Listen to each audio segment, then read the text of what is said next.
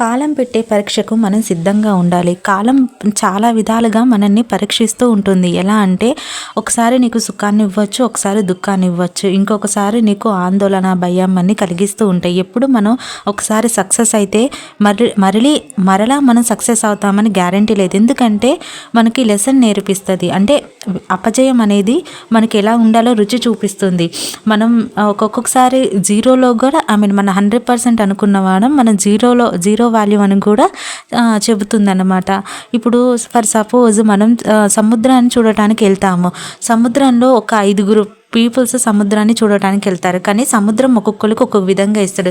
సముద్రం ఒకరికి అమృతాన్ని ఇస్తే ఇంకొకరికి దుఃఖాన్ని ఇస్తుంది, ఇంకొకరికి సంతోషాన్ని ఇస్తుంది, ఇంకొకరికి శంఖం అనే తనని గిఫ్ట్గా ఆ అమృతాలలో శంఖం అనేది ఇంకొకరికి ఇస్తే ఇంకొకరికి తన బిడ్డను అనేది తీసుకొని పోతుంది. ఇలా పరి విధాలుగా కాలం అనేది ఒకే విధంగా ఉండదు.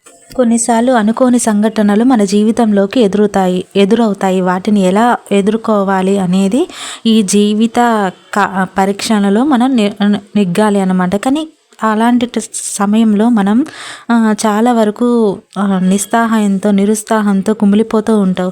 ఒక్క దేవుడి నమ్మకంతో మనం ఒక సాధన చేస్తూ మనల్ని మనం నమ్ముకుంటూ ఆ పైవాడిని నమ్ముకుంటూ బ్రతకాలి. కాలం పెట్టే పరీక్షకు సిద్ధంగా ఉండాలి.